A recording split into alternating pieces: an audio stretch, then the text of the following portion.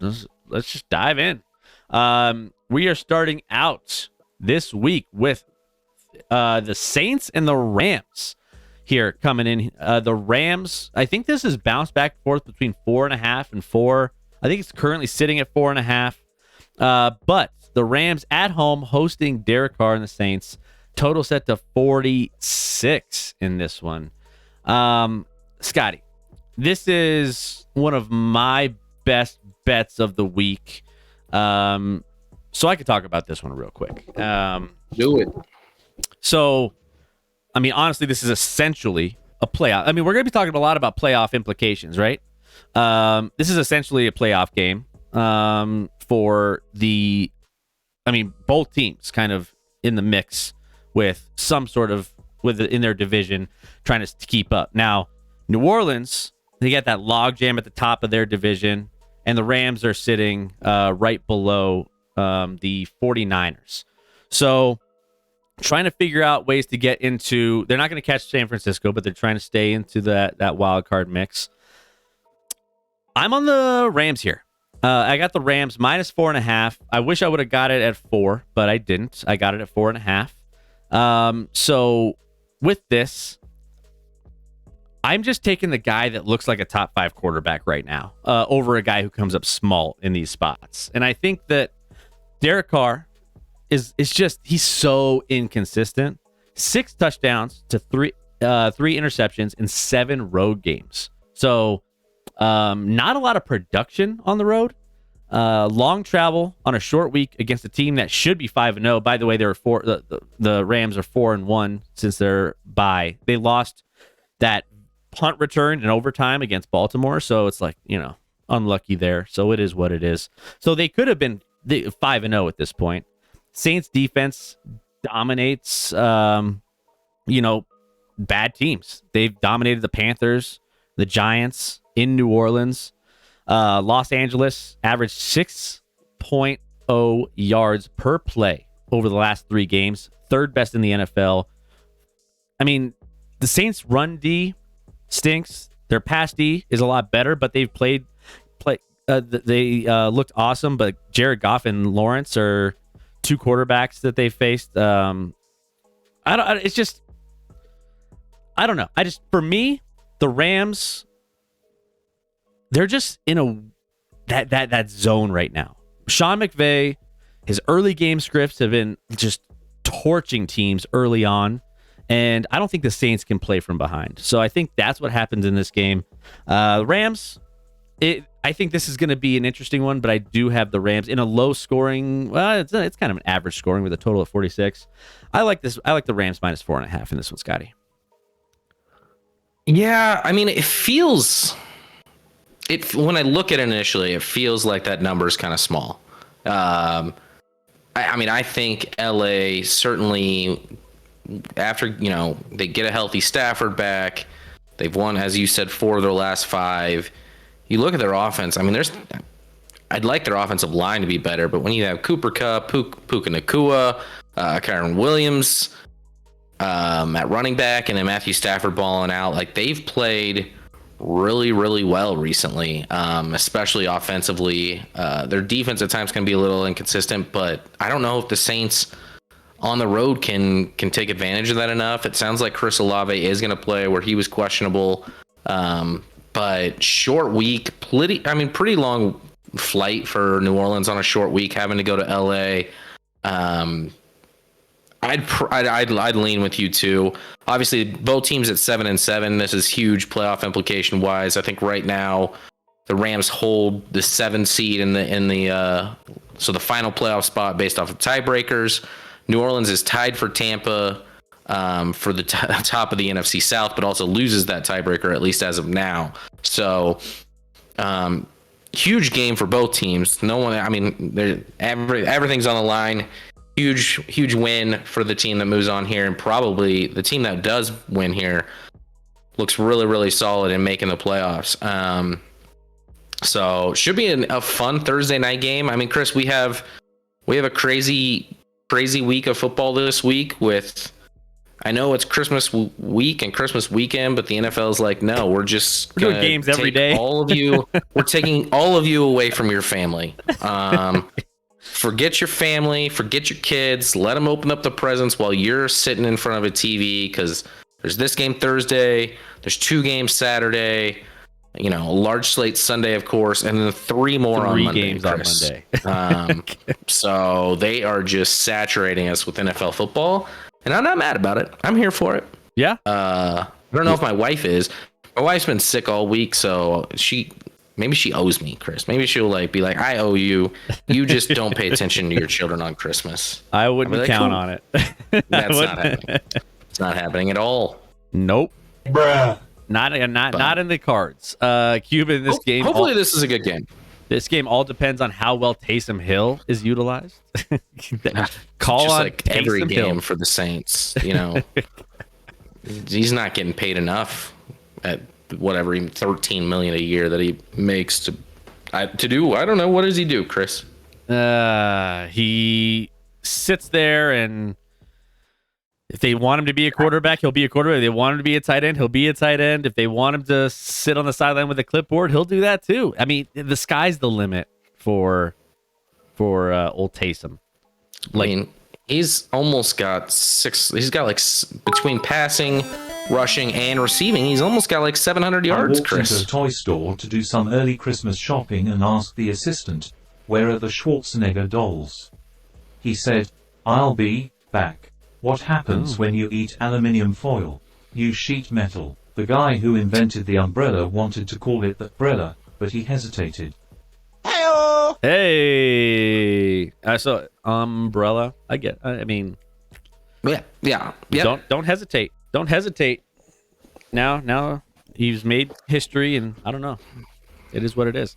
Thank you, P3, for all the bits. Love it all the time. All the jokes, keeping things lively, keeping things lighthearted. I'll wait for those Lakers random player of the stream. All right, so what else? We have wide receiver for the white team right there. Yeah, Chris. With the white and black squad. Cooper Kupp would definitely be on the white team for sure. Probably wide receiver 1 for that white team. For those of you that don't know, I'm sure most of you all saw Rashard Mendenhall was like, we need to have a all black versus all white Pro Bowl or something. It's like, oh, he's like, because I'm sick of all these white below average players, and I'm like, what about guys who were black below average players speaking on it? I don't know, Rashard Mendenhall. Is he throwing his name in the hat? Dude was a giant bust in the league, basically. Devil Doc probably is very familiar with that as a Steelers fan. But I don't know how much we're going to get into it, but a lot of people have literally started thinking up rosters. And the problem really comes down to, Chris, who plays corner for the white guys? Well, that's we got to bring issue. out Jason Sehorn from dropping his pants in 2000. I mean, the Broncos drafted a white corner this year, and he hasn't touched the field. So I don't know if he's up to snuff when it comes to actually playing. Random Laker player of the stream. Ooh, Adam Zags. Morrison. Go Zags. All right. I like it. Roger. Thank you, P3, for the bits and the random Laker player of the stream. Adam Morrison. He's calling games for Gonzaga as we speak, actually. And Key Close brings up an interesting point. As someone only half white, I'm staunchly in the middle. My question is, if we're going full Chappelle draft for this, what side gets Mahomes? Who gets Mahomes, Chris? So that's actually a great question. It depends. I mean, obviously, if you're the first, it depends on who's got the first pick. Depends on who's got the first pick. Yeah. That'd be a big drawing just to see who can get that first pick.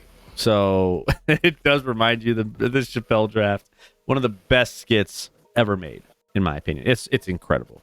Go check it out if you haven't seen it. It's on YouTube. But all right, any other thoughts on Saints Rams, ladies and gentlemen? If you guys again throw your fantasy questions out there, if you're still in your playoffs and you want to get some advice, Riley Moss. And it is none of your business why he isn't on the field. Sean Payton. Yep. None of Yeah. your business. It's true. Don't ask him questions. Don't. It's none of your business what's going on with the Broncos. All right. It's just actually your job to report what's going on with the Broncos.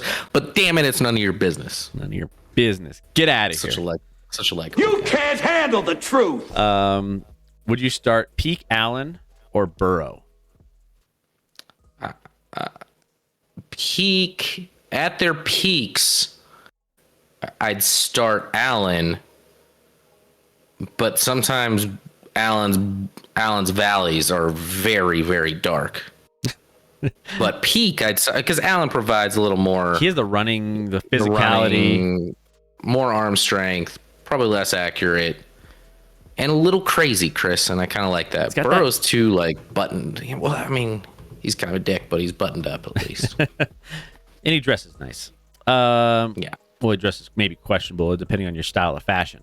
All right, let's get to the next one here. Ravens at the 49ers, which I'm going to do a code yellow / check on my children. Real code quick, yellow Chris, so in the be right chat. back. Spam it. Spam code yellow.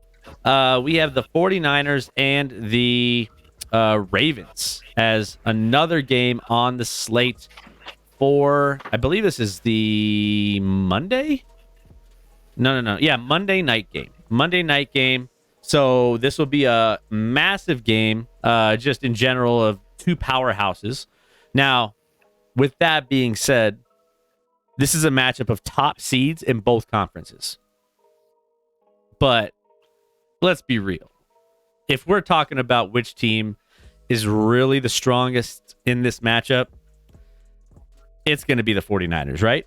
I mean, there's nothing that tells us that the Baltimore Ravens are going to come on the road against a really solid, best roster in the NFL on paper, and the healthiest this team has been. I just don't see it. This is one of my best bets, and this is actually Scotty and my best bet of the week. So we'll be diving into why that's the case. Chris, while Scotty's gone, you can promise I'll give full credit for manifesting a Purdy MVP. You can manifest all you want. You can manifest all you want while Scotty's gone. And then when he gets back, then it's like, no promises on the repercussions. Just saying. Code yellow in the chat. So here we go. This is for me, I got San Francisco. We both got San Francisco -5 in this one, and we love it. We actually saw this on the Sunday Night Football matchup where we were, wrapping up Sunday Night Football, and we looked ahead to the spread for the next week and saw that it was only 5, and we were like, man, that's a game I want to take right away. So we pretty much locked it in. The San Francisco 49ers have won 6 straight games by at least 12 points, despite facing a lot of solid to great teams in that stretch and playing 4 of them on the road. Like, that's everything you need. You saw the injury to Keaton Mitchell, which sucks. Obviously, you never want to see anyone get hurt in the NFL, but that's going to take away some of their explosiveness on offense. Ravens have major issues when it comes to rotating the left tackle, right tackle, and doing it on the road against this defense like the 49ers, I think is just a recipe for disaster. Lamar, he can only scramble so much, and I don't trust his arm to be accurate when he needs to, but I think it's just one of those things where it's just a tough matchup, right? Ravens' run D has been suspect all year and suffered against lesser offensive lines. Like, they haven't really been good. And then I just don't love the matchup for the Ravens in the trenches, right? I think Van Noy, Clowney on the edge for Baltimore, they haven't been as effective as they usually you would hope they could be. They're 25th in sack rate in the last 4 weeks. The Ravens cornerback Marlon Humphrey struggling. Like, I don't think that this team can hang with all the weapons that the 49ers have to throw out on the field. It's not just who you play, but where and when you play them. And San Francisco's it's in San Francisco, and they're just the healthier, better team in this matchup. So it's just hard for me to go against that, which is why I have as one of my best bets of the week, 49ers -5 in this one. Bosa and Young are going to eat. Yes, agreed. Ravens are losing both battles in the trenches, unfortunately. Yeah, and I just don't see it getting any better here against a really good 49ers team. This feels exactly like a late field goal win. I mean, I think that it's going to be a lot, obviously, with my -5, and Scotty has -5 as well. We think it's going to be a little bit more of a maybe a touchdown style game here at the minimum. But yeah, I mean, this is a matchup issue for. They're just hitting the wrong time. I mean, the 49er team is, again, so healthy, and they're just on a roll here. Opposite goes for the Baltimore Ravens. I mean, listen, the Ravens have won, 8 of their last 9. So that, in essence, is also hot. But they're going to need their defense to play the best they've played maybe ever, Chris, in order to listen. This offense is a juggernaut. You have Christian McCaffrey, who's by far been the best running back in the game this year, best left tackle, weapons all over the place, and Brock Purdy's done a good job of delivering the ball to the weapons. You have Kyle Shanahan drawing up the plays. Like, it feels like a juggernaut over there in San Fran right now. That's very, very tough to beat. Like, that 3-game losing streak is far in the distant memory for San Fran right now. And listen, this isn't disrespectful to Baltimore, this line. I don't know any team in the league that wouldn't be an underdog like that against San Fran. I know this is the number 1 right now in the AFC versus the number 1 in the NFC, but I don't know if there's a prognosticator out there right now that isn't saying, at least right now, the 49ers are the best team in the NFL. Well, there's just, a lot that can happen, and the best team doesn't always win in a single elimination of the playoffs. So, but the 49ers, if the 49ers were playing a best of 7 series against somebody in the playoffs, no one's beaten that. No one's beaten. I mean, they're too talented all over the place. So,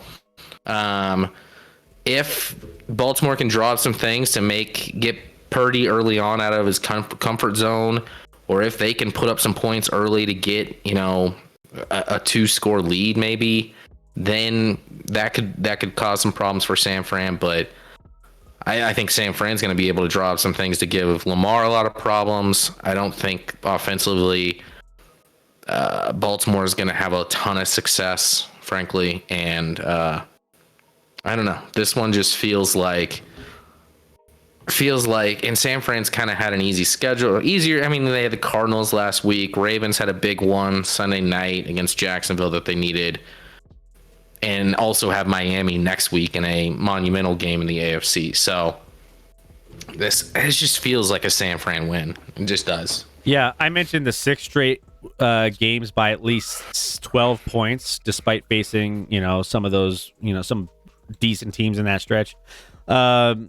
They beat all of these teams by at least 12 or more. Jaguars, Buccaneers, Seahawks, Eagles, Seahawks, and Cardinals over that last 6-game stretch. So, some of those maybe a little bit lighter, some of them kind of middle of the road, and then a couple kind of good ones. So, that being said, they've done it all. They're healthy. They're doing everything they need. Ravens lost one of their top explosive options last week, unfortunately, again.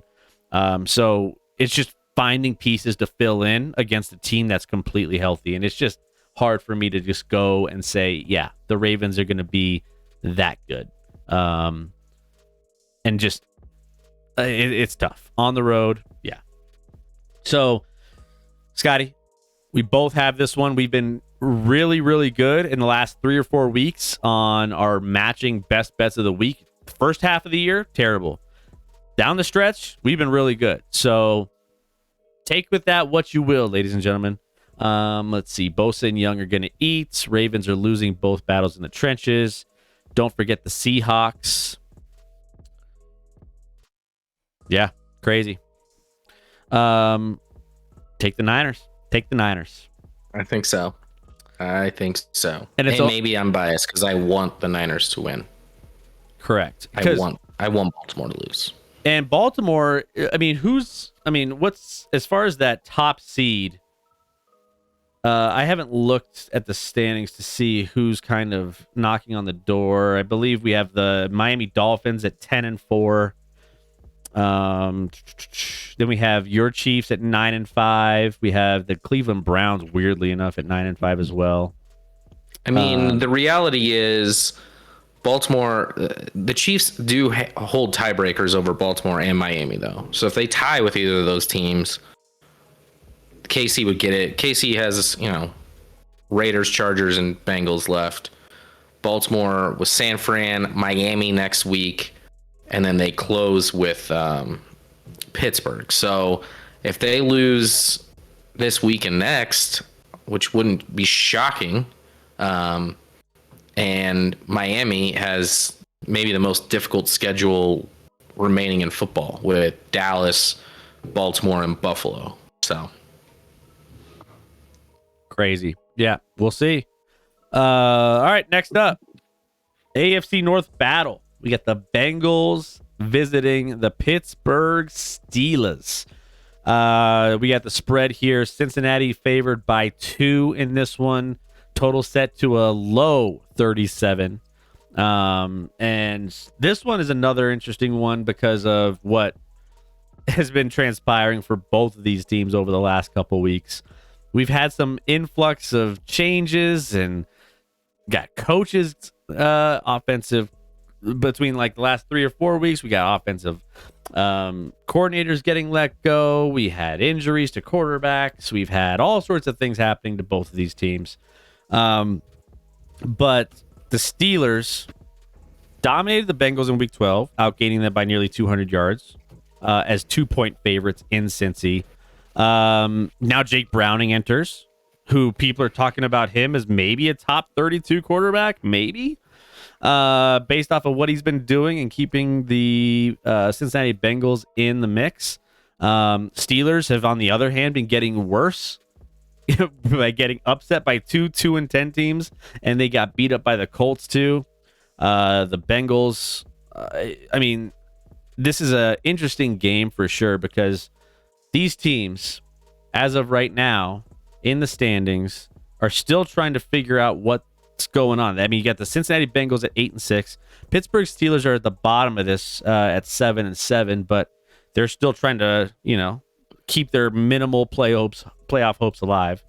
So, Scotty, what are your thoughts on this one? What do you think about this AFC North battle? I mean, I think it is fair. They didn't play that long ago, and that was the last time. That was the best the Pittsburgh offenses looked all year. Was in the game against Cincy. They won.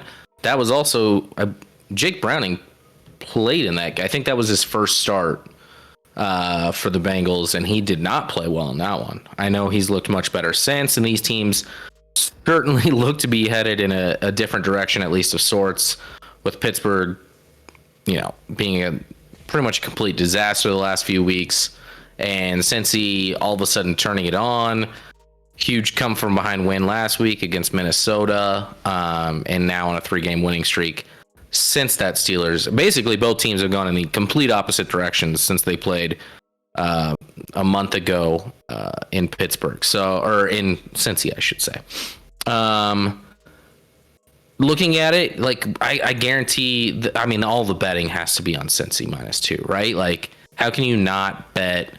Now, it does sound like Jamar Chase isn't going to play in this one. Yep. And do I think Browning's legitimate? Not really. I just think more some of his plays last week were just like throwing it up and letting T. Higgins come down with a stupid, ridiculous catch. And then he's on the sideline acting like they shouldn't have cut me. And it's like, yeah, okay.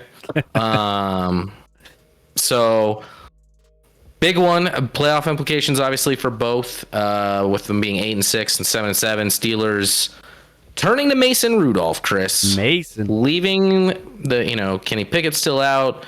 Mitch Trubisky train has left, and now they are turning to Mason Rudolph this week, who is, of course, best known for getting struck by a helmet that was in someone's hand being Myles Garrett. I think that's what most people know Mason Rudolph for. Is it bad that you're remembered for, like, of everything you've done in your life? The thing people remind people of most is getting smashed in the head with a football helmet. I mean, at least people remember him for something. True. You know? True. And hey, so keep close in the Christmas spirit. Rudolph starts. You got to on Christmas Eve. Let him light the way. I'm gonna hope Pittsburgh wins. So I'm cheering for Pittsburgh.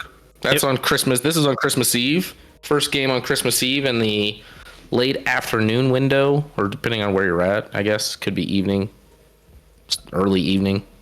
Yeah, and 4:30 Eastern. And here's the thing too. Well, and everyone's saying, yeah, of course Rudolph gets the start on Christmas week. Yeah, it just makes perfect sense. Like, the NFL probably scripted that up. 100%. That's scripted by the NFL, by everything. Even Mason Rudolph in this graphic is pointing, being like, I see what you're doing here. I'm onto your games, your reindeer games. And if I wasn't 4 weeks sober from betting on Steelers games, I would be taking the Steelers this week. I was tempted. I was like, Steelers feel like the right side. You got the... Hey, thank you, Chairman. 21 months. Let's go. Appreciate that. And Chairman's love. right. Chairman's like, isn't that game Saturday? Yeah, I meant Saturday. I don't know why. I keep thinking Saturday's Christmas Eve. Like, I'm looking at that game being like, oh, that has to be the game on one of the games on Christmas Eve. But no, it's Saturday because Christmas Eve's not till Sunday, Chris. Yeah, it's weird the way it falls this year. But yeah, I got my 4 week chip, Scotty, from betting on Steelers games, because otherwise I was tempted this week to relapse. I was like, man, I love the Steelers in this one as far as like getting points. Tomlin on being an underdog at home. This fits. The Bengals banged up. Just feels like if I was going to take a team, I'm taking an underdog Steelers team at home. But I didn't do it. I stayed away from it. I left it alone. I've been on a good track, Scotty. I'm not going to break that. I'm not going to break it. B-Dub, Bengals 23, Steelers 0. Doc wants to talk about it. He says he's in the waiting room, Chris, and I would let him in. I just don't know what I'm doing. Here, let me go ahead. We'll bring in Doc here. Let's do it. Doc, let's see. Here we go. Welcome in, Doc. Good evening, Vince. How we doing? Hey, Good. How are you? welcome. What's going on, Doc? Good. Not much. Actually, drinking, just thinking about this game. Hey, I know you've been going through your bottles. I know the Costco runs have probably been frequent. Get a head start on things, you know. No comment. No comment on the Costco runs. No comment. Please don't go into that game sober. Oh no, I never do. Never. All season. No, but this game, I hate to say it, but I have to take the Bengals money line here. They've looked great. We've looked like crap. I mean, it's straightforward. You know, the Bengals have been up, we've been on the down, and you know, at the end of the day, you know, we're turning in the wrong direction in multiple facets of the game. It's not just one side. You know, if we didn't lose to the Cardinals and then to the Patriots, and you lose like that to the Colts, you can handle that. But because we've lost so bad all 3 weeks, like you give up 21 points to the Patriots in the first quarter, don't give up anything else and you still lose. Like, there's just so many things that's dysfunctional with this team right now. At this point, like, I just get it over with. Just get the season done. You know, not only will it end our misery, but it'll save my pockets from having to buy amplitudes of freaking alcohol. But in this game, I definitely have the Bengals, and I actually think it's going to be at least a touchdown. Unless Rudolph magically has some magic from the North Pole for us, I don't think we have a chance. Yeah, and that's why this line being only at 2 feels almost like a trap. Like, everyone's going to want to hit Cincinnati on that after how bad Pittsburgh's looked the last few weeks. And I got a weird feeling. I can't tell you how Pittsburgh's going to do it. Well, I can. It's going to have to be turnovers. It's going to have to be short fields. It's going to have to be kind of how they won a lot of their games when they were on the winning ways early on this year. But maybe that comes back. Maybe the magic comes back a little bit this week. Just when everyone thinks they're out, you pull them back in a little. You pull them back in. You get to drink with excitement for another week. Cuban in the chat's like, yeah, this game is why I'm drinking too. Cheers, Cuban. Cheers. Hey, I'll drink to that.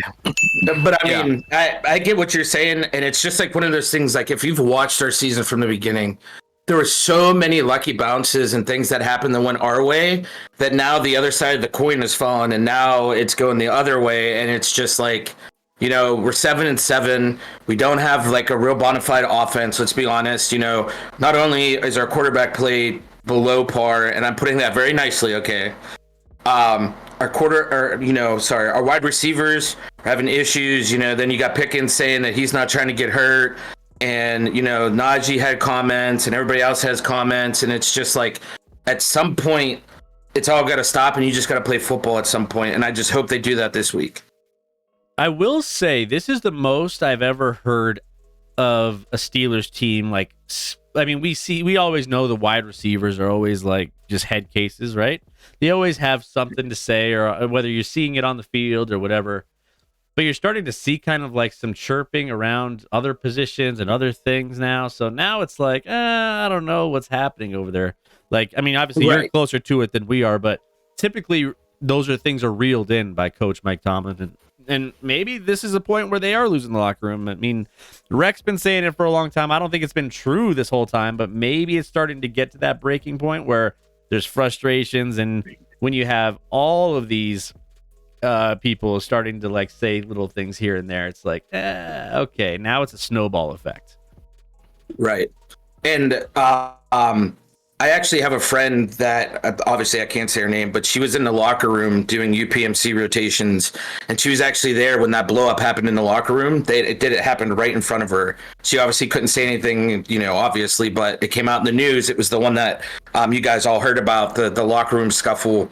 But that hardly ever has happened. Like early on in Tomlin's career coaching, you never heard that. The teams were unified. If we lose, we lose. We win, we play it straightforward. But it's just like with everything that's gone on, especially the second half of the season, you can just see the frustrations come out. And that has never really happened here. Like, we embrace the tradition, the culture, it's played out. But like the Steeler way, there is no Steeler way right now. There is nobody really right now that you can say really embraces that. Like TJ's trying to do his thing, but like, at some point somebody else has to step up and be the voice in the locker room. Somebody has to step up and be the voice of reason to get these guys to get the ship righted.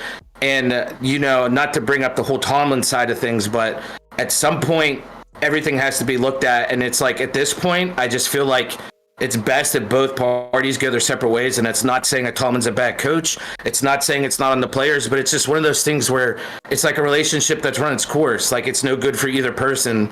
And at this point, like do what's the best for the organization and do what's best for not only like Tomlin, but like the players as well, and figure out something, because the way that the second half of the season's gone, it's been worse than a train wreck.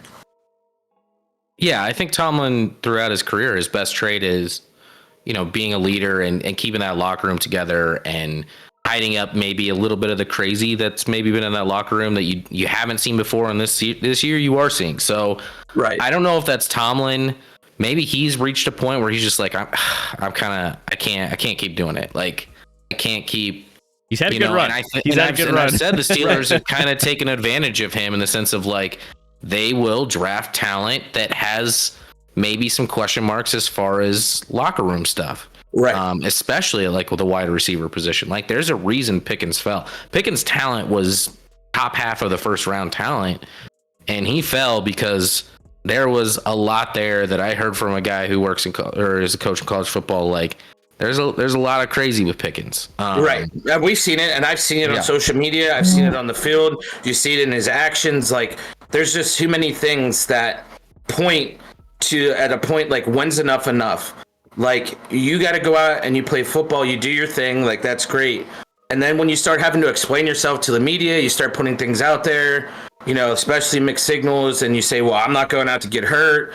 Like, it's just it's a whole bunch of stuff that's just like, it makes you just, I don't know. I'm just sitting here like, can we not just have a group where we just go out and we play football and we do our thing, we either win or we lose, and there's just no drama? Like, I feel like this year we've had so much drama from the Steelers. Like, if you go out and you search social media, I feel like a lot of stuff from the NFL has come from the Steelers. And going back to when I was a kid, I don't remember ever having this much social media takes about us. You know what I mean? Yeah, and the whole Pickens business decision of, like, I didn't want to get rolled up like Tank Dell. I mean, listen, maybe he's just trying to defend it because watching it on tape, it's indefensible that he just basically gave up on that the play. Interception. I was like, what are you doing? Yeah, and that one too. But if you're Jalen Warren, who's trying to score a touchdown on that play last week, it's inexcusable. You were undrafted. You are not getting paid a lot. You're working your ass off to get yourself a career in this league, and you don't have guys on your same side giving you the best opportunity to score a touchdown or whatever it may be. How does that not divide a locker room? How does Jalen Warren not be frustrated as hell? Because if Pickens probably blocks there, Warren's in for 6, and that's a guy that's doing everything he can to make. I mean, he's trying to get playing time against a first round running back as an undrafted guy that no one believed in, and it's tough to combine that and feel like if you're Jalen Warren, he doesn't have my back. I mean, the guys don't have my back, and it's right. And when have you had that come out of the Steelers locker room? They're like, when have you really ever really heard that as much as we have this year? Yeah. You know what I mean? And then also, like I told you guys, that Jalen Warren was a special player, and he's really showing himself. What the problem is, the line's a mess, our team's a mess, the defense is trying, we have defensive injuries.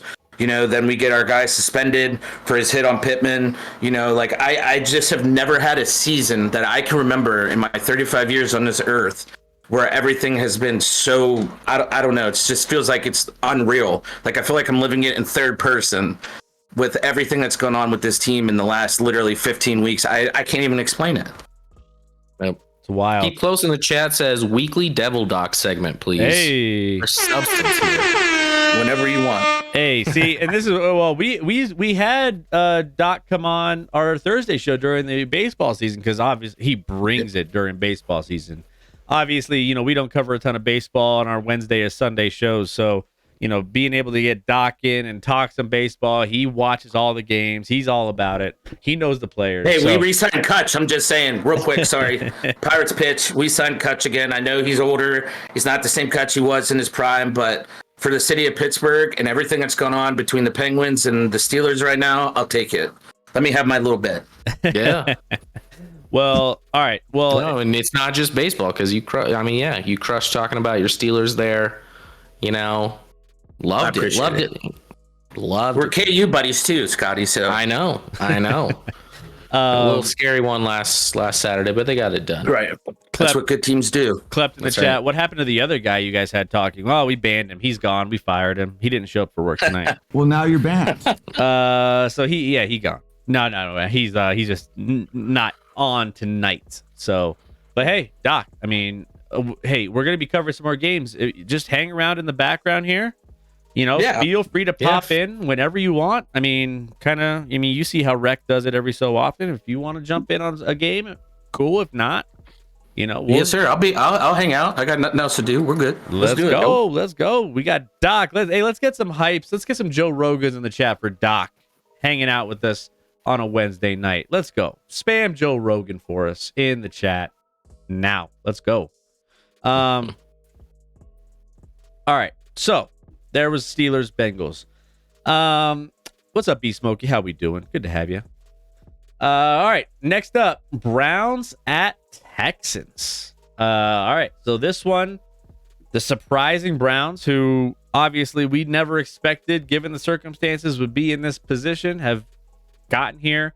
Backup Case Keenum has filled some shoes over the recent weeks for the vacated CJ Stroud, who's been kind of getting back into the mix. Which is Case Keenum playing this week? We haven't got it.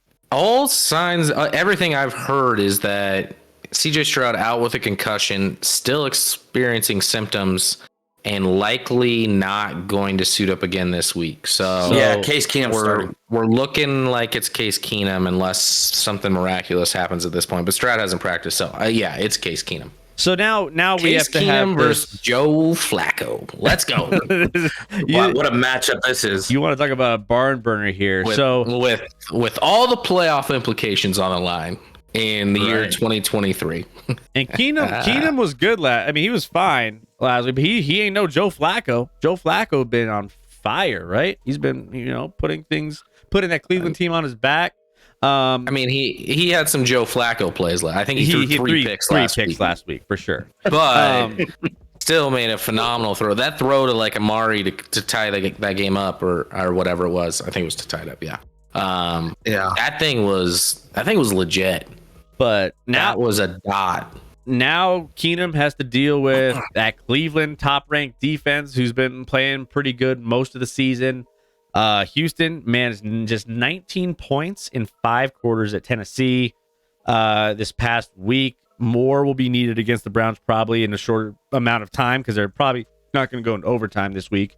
But yeah, this is going to be a little bit tougher matchup right now, and that's why this game currently is sitting at Cleveland -2 on the road in Houston. Total set to 40. Scotty, what are your thoughts on this one?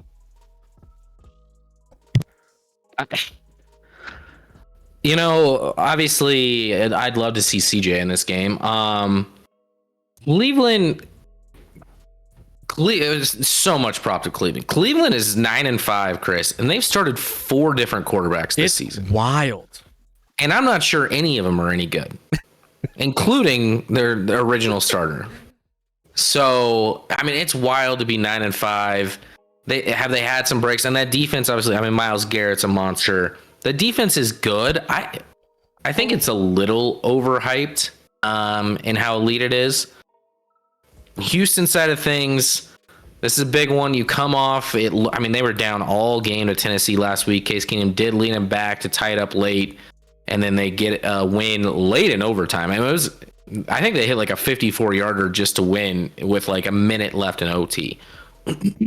Mackie says Denzel Ward is coming back for Cleveland, so that's a big help on the outside at corner for Cleveland. I don't know that any team like Cleveland just right now shouldn't be favored against. It's still a Houston team that's fighting for their playoff lives. They're 8-6. Cleveland kind of escaped by the skin of their teeth last week against a Bears team that's certainly playing better, but really, and Cleveland, if Darnell Mooney just holds onto a ball that falls into his lap, they don't win last week. I didn't make it one of my bets. I do lean Houston plus 2.5 in this one. And I would have taken Houston in a teaser, but I didn't have another leg of a teaser that I really liked. So, I didn't bet a teaser in one of my best bets of the week.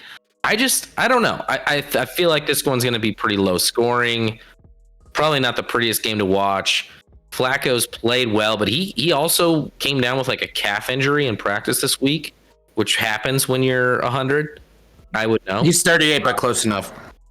Yeah, same thing. Right. I'm 38, and it feels like I'm 100. So feels like the exact same. So calf injuries can come up at any moment. I wake up right, and I get out of bed and I'm injured, and I went to sleep the night before at least relatively healthy. So right, anything can happen at 38. That's what happens. Right. That's what happens. So with his calf or with me? In general, when we get nothing happened with what happens at you're just saying what happens at 38? What are you like 36? Calm down. You'll be there soon. Soon enough for us. I'm on my way. It's okay. Yeah. But I have a weird feeling that this one this is going to be a field goal game, and not even a field goal game. Within 3, I feel like. Whatever team, it's going to be a 1, 2, or 3 point game at the end. I don't know if Cleveland has the power to blow people out. Texans still have weapons. Singletary's been really good at running back. I know they don't have Tank Dell, but you still have Nico. You have Noah Brown, who's been really good for them on the outside, coming over from Dallas. So I lean Houston in this one. You know what? If I had to throw anything on this one, I would probably go under the first half total. I feel like both these teams are gonna struggle initially, and then I think they're gonna. What's it at right now? I think let me see. First half total is set at 20 and a half. Ooh. So Interesting. 20 and a half for the first half total. I'm thinking to myself, the defense, it's going to take a little time for the Texans to warm up to this Cleveland Browns defense. They're going to maybe struggle a little bit. The offense for the Browns might not be exactly, humming going into this one on the road. Maybe it's a little sprinkle on that first half under 20 and a half. Just A question for you, Chris. yeah. What is the over-under right now for Joe Flacco's passing attempts?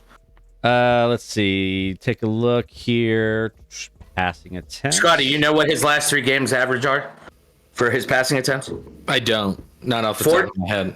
44, 45, and 44. I knew it was a lot. Yeah.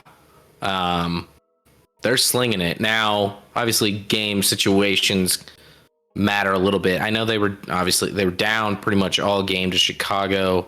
Right. I'm trying to remember their. Let me look at Jacksonville and the Rams. I don't Were the last see three. a And line that was back and yet. forth. You don't see a line for Flacco pass attempts. Not at least not on my FanDuel. What are we doing, FanDuel? They don't have it out there yet. They're trying to Let me gauge see it if all I out. See if I can find a little some. Keepos, this might be a soccer game to be honest. Yeah, I mean, if you look at it, we look at the Texans. They're 8-6. The Browns are 9-5. Imagine if Nick Chubb didn't get hurt against the Steelers in that game. Where this team would be at, And Flacco with 7 touchdowns to 5 picks in the 3 games that he's played, and he's averaged over 275 yards. Throwing 374 on 28 completions last week. But he threw 3 picks against the Bears defense, who's arguably, you could say, the last 3 weeks has stepped up. But, in this game, I do think the run game is going to be crucial. And whichever team can fully establish their offense, I think wins this. But I do think the Browns win it. But I do think the under is going to hit, but I think it'll be close. It'll be like a 37 points total, like a 23-20 kind of game. Like under that. But, I do think the Browns need to do more to help Flacco. There's no way a 38-year-old quarterback should be throwing 44 times a game. I'm just saying, I get it, but trust your running back a little bit more. Run the ball. You got to be able to be multifaceted, especially towards the end, especially when you're pushing towards the playoffs. Because if you're one-dimensional, you're going to be one and done. We've seen it. You know how it goes. So I do think the Browns eke this out, and I do think it's a barn burner of a 2017 kind of game. Yeah. Well, and to your point, the fact that Flacco was coming off the streets 3 or 4 weeks ago, he wasn't even right on a roster, and then he just gets picked up on a practice squad, and they're leaning on him this heavily. Did you call him Flacco? Was that a Flacco? Flacco birds, Flacco seagulls, Ravens flock because he played for the Ravens most of his career. These are two. No one used that before. I don't know. These two between Flacco. Yeah, I'll say Flacco. Is it Flacco? Tomato. It's definitely Flacco. I do have a question for you guys, though. Serious question. Yeah. So I was looking at his passing, right? The last 3 games. What do you value the QBR rating? What do you usually like to have your quarterback at for a QBR rating per game? So QBR by definition, if you're talking the QBR that I'm thinking of, right? 50 is exactly average. So the last 3 games he started out at 50, Scotty. Mm-hmm. He went down to 33 and then dropped to 22.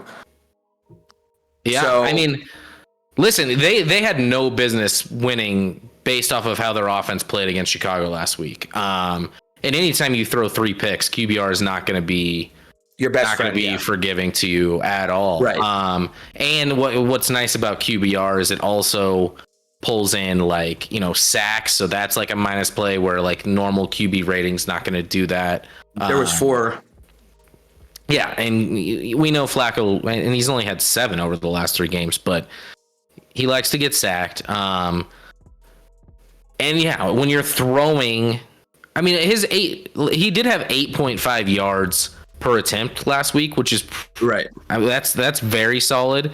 The 2 weeks prior at 6.9 and 5.8, Right. probably a little below average, but in those games he threw touchdowns and not 1 pick in each. You can't 5 to have 2, yeah. you can't have three picks like he did against Chicago and hope to win again. Well, you notice though, the key, if you ask me, the key to them having success, look at his longest pass. Do you notice how big these chunk yards are for his longest pass last 3 games? 42, 41, and 57. I do think at some point in this game against that Texans defense, they are going to have to hit a splash play.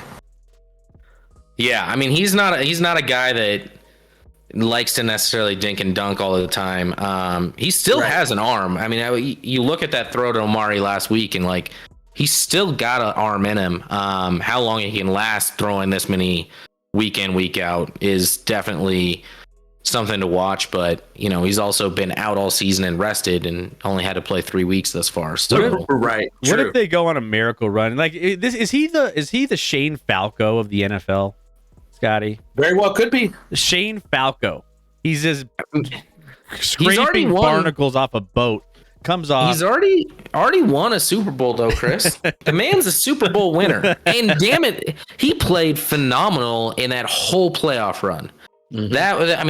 That whole playoff run, he played phenomenal football, and then forever. And then there was it was almost a joke, but not a joke. It was literally an argument for like 8 straight seasons after that of like, is Joe Flacco elite?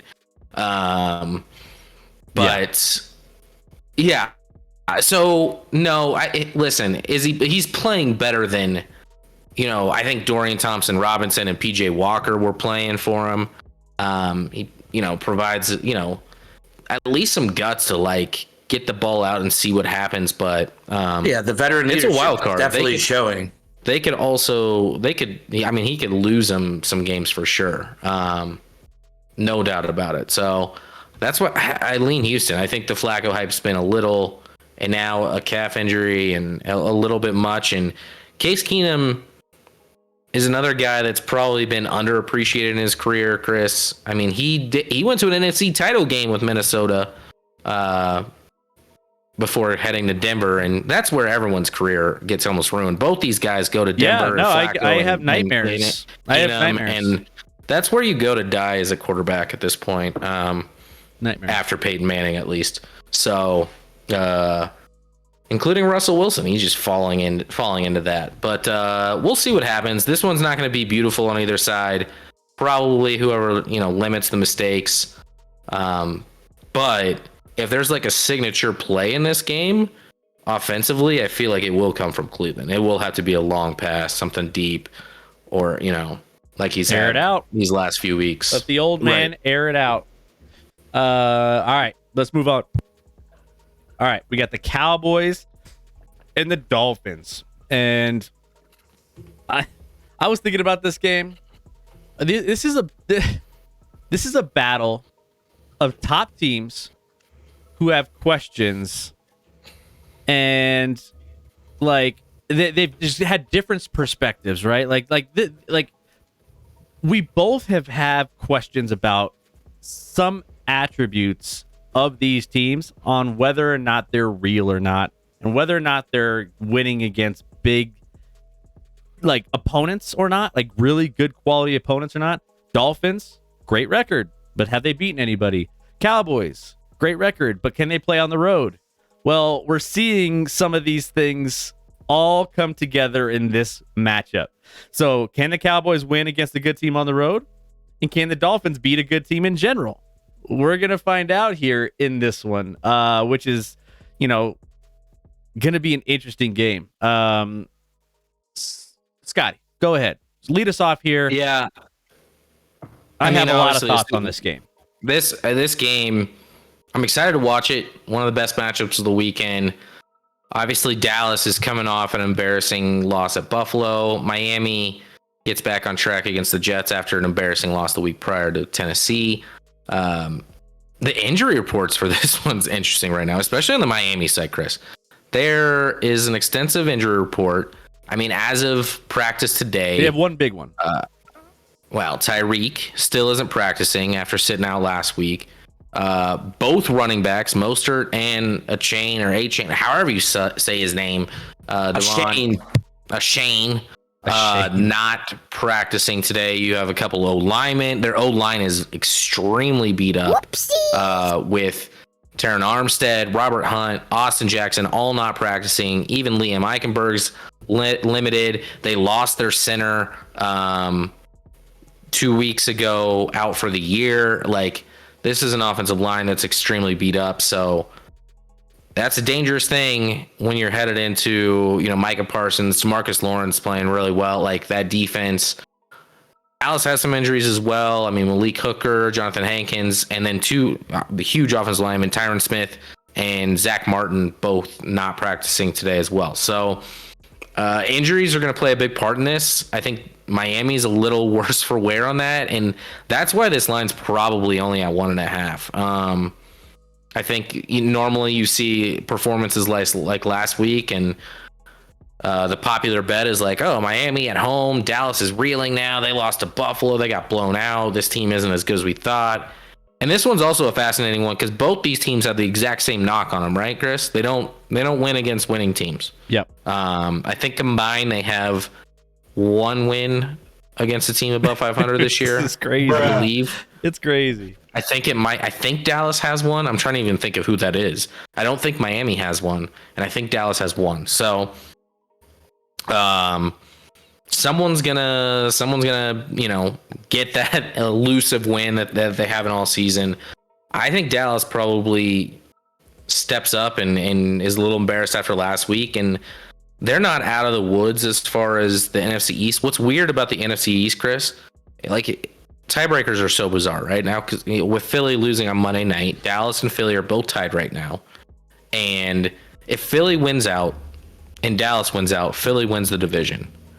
But if Philly loses a game and Dallas loses a game, Dallas almost in every scenario wins the division. So it's bizarre, it's weird, and I think while Philly has a pretty easy schedule with 2 Giants and I think maybe Washington in between there, Dallas does not want to have to do what they did last year, which is go on the road, play the NFC South, blow them out, but then have to play a rested bye team, likely San Fran, like they had to last year. They're going to do everything in their power to avoid that. Obviously, Miami now has to deal with Buffalo trending in the right direction and not wanting to give up that division. So this one's going to be a fun one. Yeah. It's Arizona in between the Giants games. Arizona. I knew it was someone not good, but yeah. I have some weird nerd stats in this one, and all of them kind of are tailored around the fact that Miami is so similar to San Francisco in the fact that, McDaniel's come over from the Kyle Shanahan kind of umbrella over there in the San Francisco side of things. But like a lot of the things mirror what San Francisco does in some ways, right? So I was like researching this. I was looking at a couple things of this game, and I was just like, came across a couple things that were like interesting. So the running game, I think, is one thing where the Miami Dolphins could have some success, right? San Francisco crushed Dallas and ran 41 times while scoring 42 points. San Francisco, Miami, top 2. We're getting nerdy here. Top 2 in the use of a fullback and running outside zone, right? Dallas is 32nd in the NFL in yards per carry allowed. And when it comes to like that before contact outside zone, they're 32nd in yards per allowed with a fullback on the field. Buffalo just held the ball for 35 minutes and gutted Dallas in that last game that they played in Buffalo. Dallas is 0-3 on grass, allowing 31, 28, and 42 points. It's a weird one too, but that's not a real stat.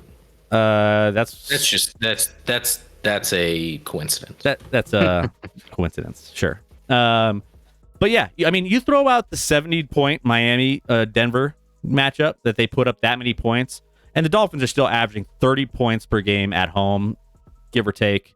So I think McDaniel's going to use a lot of run game, a lot of fullback. If that's what has been working against Dallas, it seems. And they might muck this game up a little bit and make it so that Dallas struggles a little bit more. Maybe get some of those big plays through the air to kind of stretch this out and get the ball back and run the ball and kind of, if once they have a lead, kind of, I don't know. We'll see. But it's an interesting way. These are all Adderall level stats. Yeah. No, I mean, you know what's crazy about betting on football? You can go down. Like I've learned over the years of like looking at so many ways that people look at betting football, and you can have a stat for literally everything. Yeah. And it's like it's crazy to think that people can like dive in and like overthink things. That's why sometimes you just got to take a step back and be like, all right, like who do you feel is going to be the better team in this matchup? Who do you think is going to be, I don't know. There's so many ways that can like trip you up and like draw you one way or another. But this game, it's going to be a fascinating one. Just basically sold the fact that these are like the Spider-Man meme. Both teams need to beat a team at some point. This might be their opportunity. Doc, Well, what do you got? so this is my question. So Dallas is 10-4, right? They're 3-4 away from being at home. Not good on the Miami is 6-1 at home. Correct. The stats here are telling me that Miami is going to be more successful here than anything. Being 6-1 at home, you have the advantage. Both teams are 4-1 in their last 5. Like you said, Dallas got smacked around by Buffalo. They were at Buffalo. But, you look at the Dolphins, they had a 1-point loss to Tennessee, and like Scotty said, it was a bad loss, which it was. The Dolphins have given up a combined, other than the Tennessee game, which was ugly, which happens, everybody's professionals, 13 points to Vegas, which put up how many points against the Chargers? 13 points against the Jets, which they then shut out the next time they played them. 15 points against a bad Washington team. Scotty, in the last 5, do you see a trend here where do you think that this is a game where Dallas explodes against this Dolphins offense the Dolphins defense that really hasn't played anybody? They played Vegas, the Jets, Washington, Tennessee, and then the Jets. Do you think this is a trap game for the Dolphins? I don't think it's a trap game in that sense. I'll first address. But you know what I mean. I don't mean necessarily a trap game. Right. I'll first address the record at home for the Dolphins and for the road Cowboys. The Dolphins they're 6-1 and have not played a good team at home this year. Their home slate is Denver, New York Giants, Carolina, New England, Raiders, Titans, Jets. Now, listen, the Cowboys are 3-4. 3 of their 4 losses are to San Fran, Philly, and Buffalo. Obviously, 3 of the better teams in the league. They lost at Arizona, embarrassing. And to be fair, 2 of those other losses to Buffalo and San Fran were not close. The Philly game, Dallas probably actually should have won to make them 4-3 on the road. But yeah, they've been not nearly as good on the road, but they've also had to play a much more difficult slate than what Miami's had at home. I just think the injuries, like, listen, you look at even last week, like, I know Miami played obviously well, 30-0, but that's against a team like Trevor Siemian set them up with 2 touchdowns that were like, they had their first 10 points were a 3-play 1-yard drive and then a 9-play 22-yard drive for a field goal. That's not exactly, they weren't exactly just moving it up and down the field, and take away a 60-yard pass touchdown to Jalen Waddle, which you can't take away, to be fair. But like outside of that, Miami only had 1 good drive offensively. They're even more beat up offensively now than they were last week if Tyreek doesn't go, both running backs being out, and that offensive line being a disaster. Chris, you talk about that outside zone, which is fine, but if you don't have Mostert or Shane and that offensive line, how effective is that going to be when you're headed to your 3rd string? And they didn't practice, so who knows? Maybe Mostert plays. I mean, I actually didn't even know Mostert was hurt because he did play last week. I know Shane was out, but like Mostert played. So I don't even know when he got hurt, but as of right now, both haven't practiced. One of those guys needs to practice tomorrow for me to feel like they're playing, because if they don't practice by Thursday, you're getting into slippery territory. So right, they said that he was a non-participant, knee, ankle, veteran rest, non-participant in Wednesday's practice. This was 5 hours ago for Mostert. Yep. And that's why I asked you about the records, Scotty. Right. Well, that's why I asked you about the records, because we see that, and a lot of people, like you said, you guys talk about with the betting and stuff. You see 6-1, you're like, well, Dallas is 3-4 on the road, and it's like, look at Dallas's 3-4 versus Miami 6-1.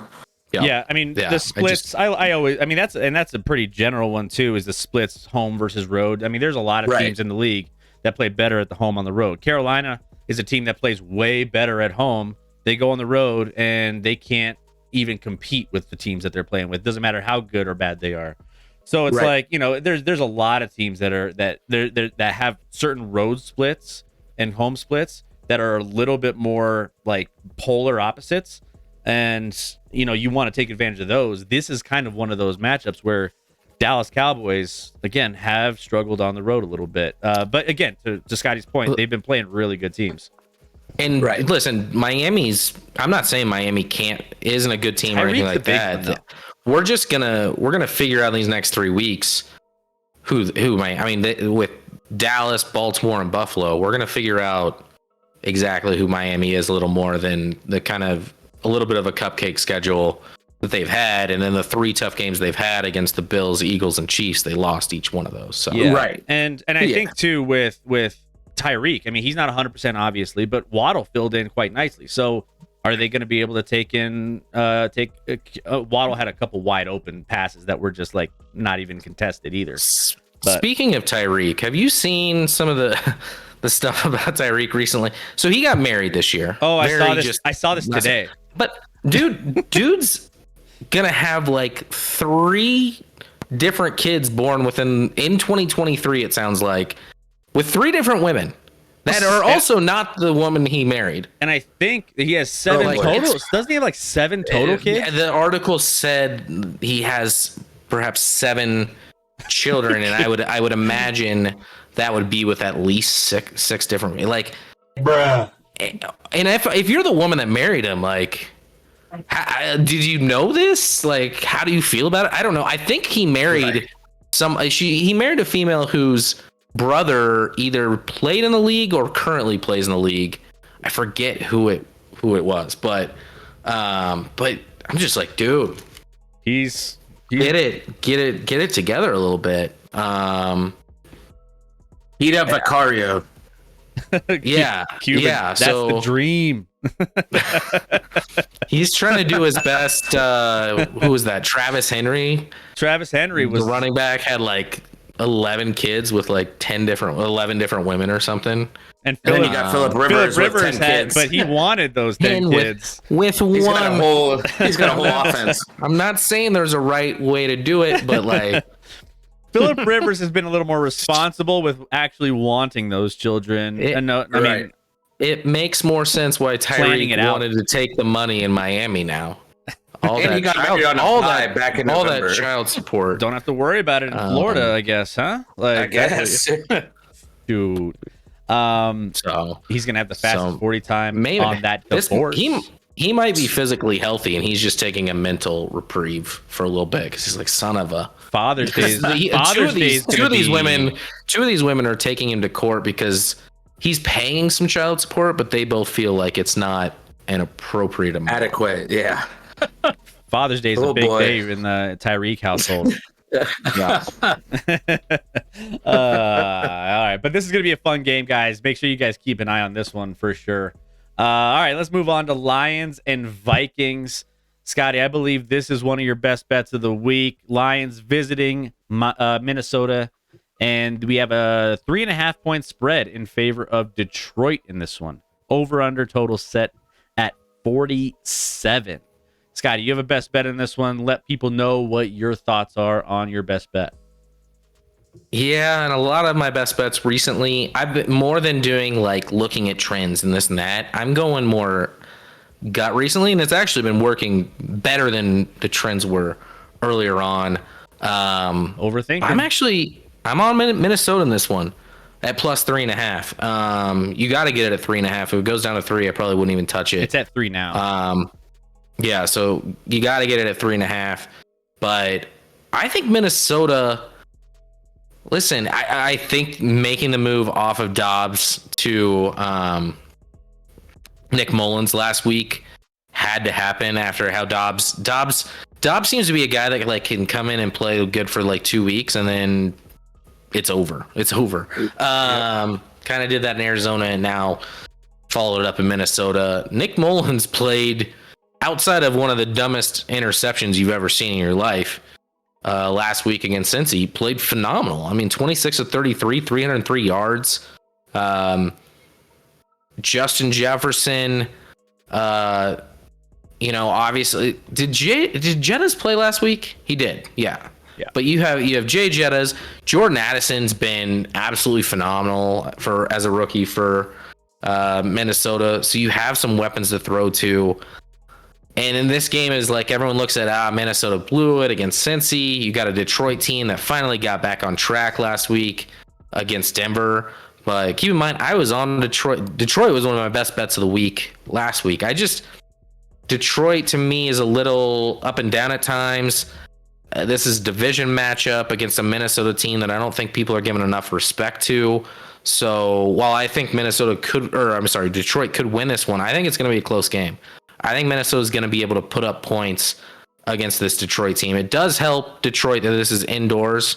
Obviously Goff has kind of a reputation of playing much better indoors, but specifically even indoors, it seems to be at home. I mean, you have a Detroit team that's been, for the most part, and I'm thinking without even looking, that they've been a much better home team than they have been at times on the road. I know they had like that Baltimore blowout on the road, lost to Green Bay on the road, and then Chicago just a couple weeks back or whatever. So I don't know. This one's more a gut feeling. I think 3.5's a lot for a Detroit team that's been a little up and down against a Minnesota team that's still, listen, Minnesota's 7-7. Again, another team that's fighting for their playoff lives, and I think they're better suited to do it with Nick Mullins. So this is a team that I think is a little bit dangerous. They haven't been good at home this year, but I'm kind of thinking this turns around a little bit for them this week. Yeah, and I think I'm leaning towards the Minnesota Vikings. I mean, they kind of have a sneaky defense, right? They're 7th overall in points per game allowed when it comes to defensively. So they still can limit some scoring there, which I think will keep this game a little closer. Plus, Minnesota has that reputation over the last couple of years. The last year they were winning all those games by, a single point, couple points here and there, field goals here and there. And then they started losing those games early on in this season. So that doesn't change the fact that they love figuring out ways to play close games. So the defense, I think, is going to help here.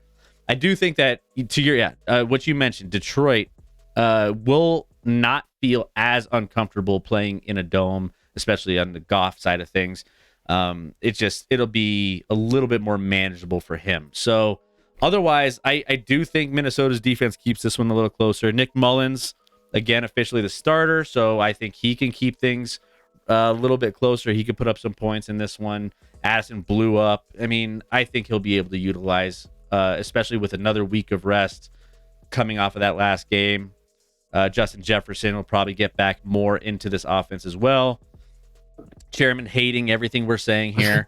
Chairman, back to low expectations and disrespect. This feels about right. It's not necessarily bad. I just think, this game's far more important to Minnesota. It feels like Detroit's destined for the 2 or 3 seed, and I'm not saying getting the 2 isn't more important, but fighting for a 2 versus a 3 versus a team fighting for their playoff lives feels like a more important game for Minnesota.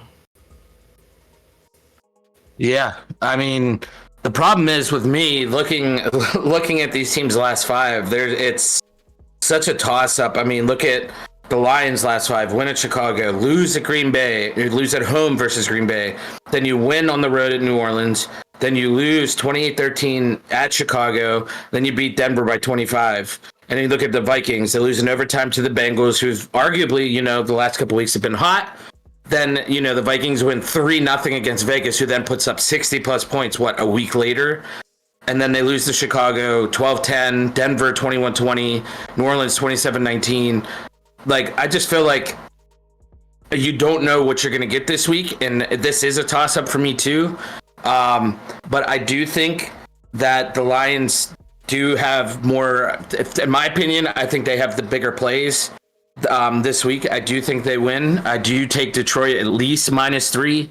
I might even take it at 3.5, but I just think that, Detroit knows they need this. And, obviously Minnesota is sneaky, but I just think that Detroit just balls out this week. I do think that they win by at least 3.5. But this is one of those games where I wasn't exactly confident in this. And, the matchup predictor says 60% for Detroit, but this could really realistically be a toss-up with it being an NFC North matchup. So you never know what you're going to get, like Forrest Gump has always said. So I have Detroit in this. Yeah, and the fact that, Scotty, you got the hook, they call that extra half point the hook on this one. Now that it's down to just straight 3, I think that's where you kind of leave this one alone. But if you're able to get the extra half point, knowing this is going to be a close game, knowing it could come down to that field goal, I think you take advantage of that extra point, knowing that this is going to be a really, really close game when it's all said and done. There's no reason Detroit won't take care of business here, says Keep Close. So and keep in mind these two teams have not played yet this year, so they play each other 2 of the last 3 games here. Right, which is yeah. So have a lot of familiarity we'll see what here. happens with that. But I have a long-standing policy: never bet on or against the Lions. And there's also you haven't lost money that way. yeah, smart. Yep, you're saving that money in your bank. But I will say, there are a lot of people are superstitious about betting on their own teams. I, more so than less, don't like betting on my own teams for the most part. I try not to as much as possible, because obviously when you bet on your own teams, you have your emotions involved. You have your rose-colored glasses on. You're saying, oh no, I'm not going to look at all these other things. I know my team. And then you kind of ignore major things that could sway your decisions if this was a neutral game for you. I only take advantage of it when I feel like it's a lock. And Chairman said he made an exception and took the Broncos last week. Yeah, even after you heard me say I was on the Lions. Hey, wait, Chairman, we both told you. Were you on Denver?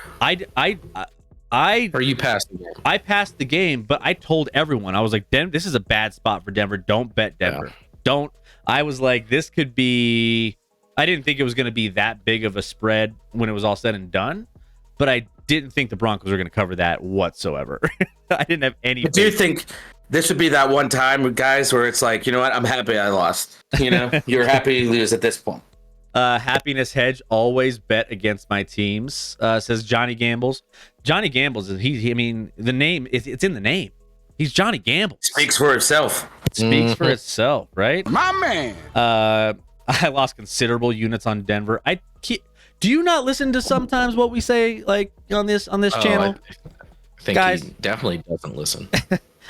He's like, and he has that, that meme, and I'll do it again. It's that. Want to see me do it again? Yeah. Want to see me? Yeah, it's that like goofy, that like bizarro goofy. I'll do it again. I'll do it again. Yeah.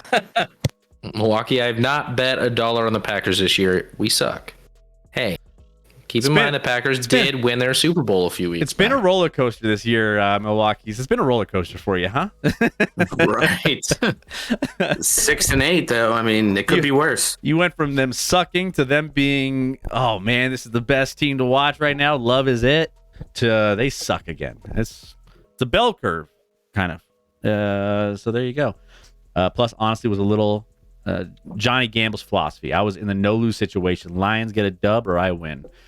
See, told you. Yeah, you want to keep the money in your pocket though, and listen to what our insights are on the show here. We once in a while we can nail some guarantees here on the show.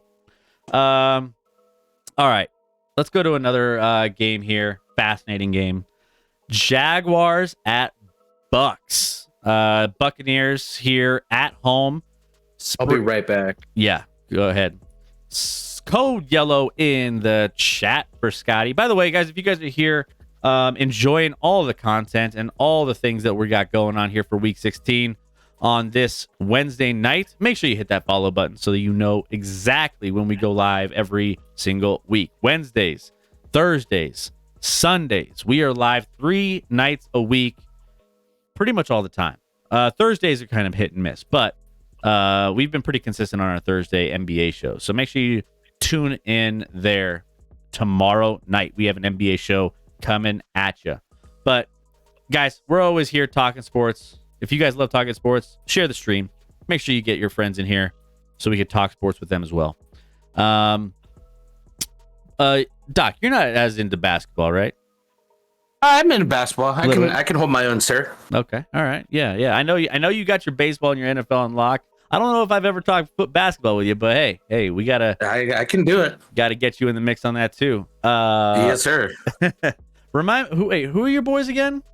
I don't have one because Pittsburgh. We haven't had a team in like 60 years. So yeah, I'm just a fan of the sport. My dad was a Celtics fan. He actually has a share of the Celtics. So low key, maybe a little bit Celtics, but I can be swayed. I'm just saying. I mean, there's only one way to sway you on this show. From us. So I mean, if you want to join a championship team on the bandwagon, there's always plenty of room. Always. So yeah, anytime. So yeah, Jaguars and Bucks.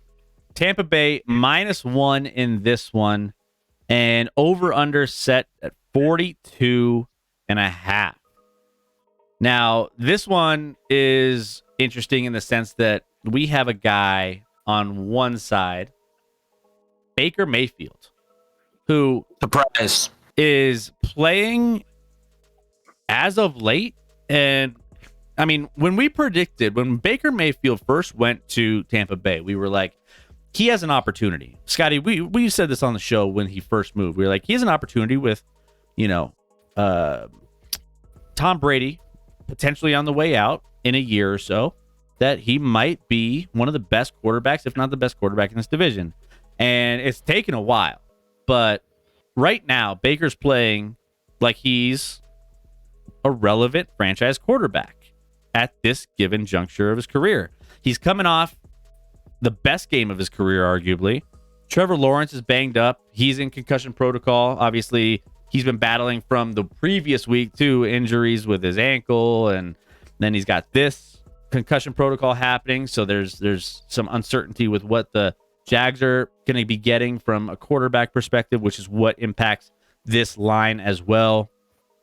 But, I mean, Baker, there was a crazy stat. Speaking of Green Bay, he's the only guy other than Rodgers to have a perfect QBR at Lambeau, which blew my mind. I was like, I mean, you had a lot of players play at Lambeau, and none of them, outside of Rodgers and him, had a perfect QBR. Crazy. That's crazy. So that being said, Scotty, this is one of your best bets of the week.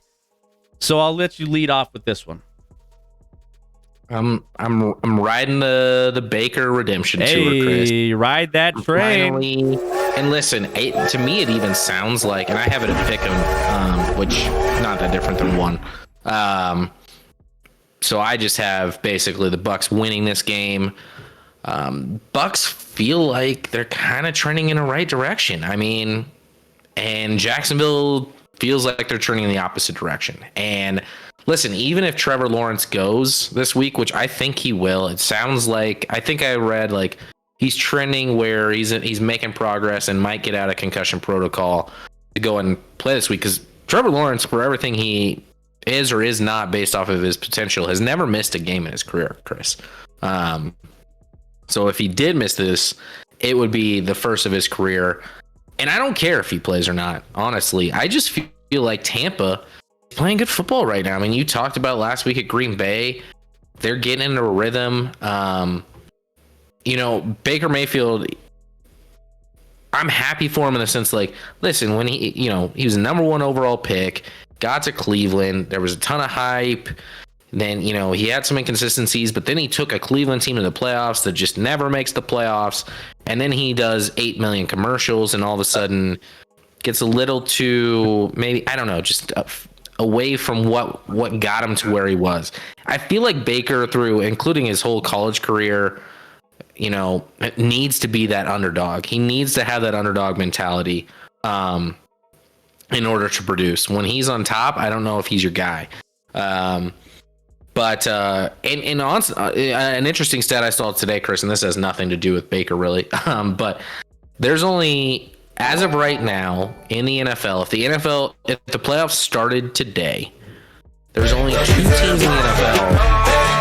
Hey, Fireball! Thank you for the raid.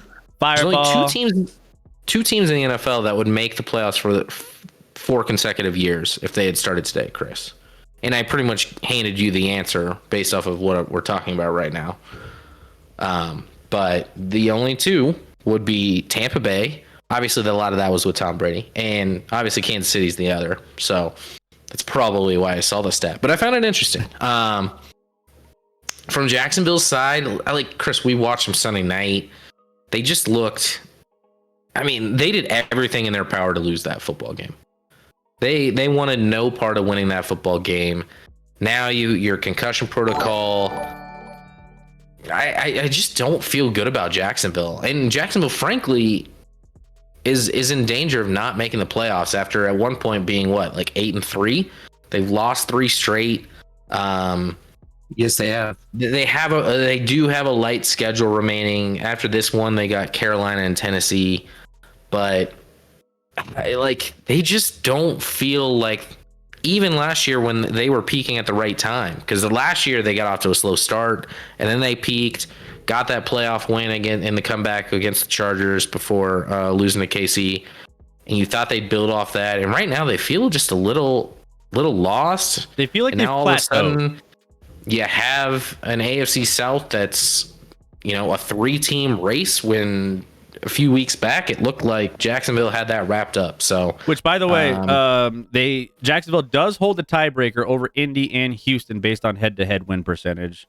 So that is what they have going for them, and obviously we have Indy and Houston that can be shaky down the stretch potentially here, depending on how things work out. I mean, obviously CJ Stroud's kind of banged up a little bit as well. In Indianapolis, they're well coached, but I mean, are they talented enough to get these wins? So Jacksonville still feels like it, even though they've plateaued, they feel like they're fine. But the trends of what's happening with Tampa Bay and Baker Mayfield seem to feel so much stronger in this matchup. It's crazy. I mean, you look at Jacksonville; they're both teams in this matchup, Chris. Both teams in this matchup. Point differential on the season +6. They're the same. Is this a Spider-Man meme? Yeah, Spider-Man meme. We should make that a They're the emote. same. We should make Well, that. to be fair, Jacksonville scored more, but also given up more. So, to be fair, but yes, you're right. But it's not. It's. I think they've scored 20 more. Yeah, 23. But yeah, you're right there. Yeah. But yeah, like you said though, the Jags in their last 5, Tennessee, Houston, and then they actually ran 3/4 of the AFC North Gauntlet. Cincy, Cleveland, Baltimore, all losses. They played Cincy and Cleveland tough, but then Baltimore 23-7, and it's just like you said, Tampa is going in the right direction, and the Jags are going in the opposite direction. And it's the end of the season. Both of these games are playoff implications.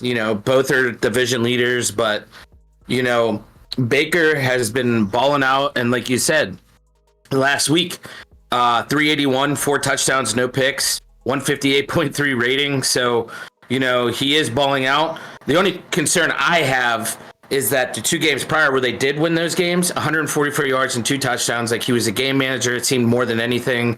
14 to 29. Actually, both games, 14 to 29 against Carolina and Atlanta.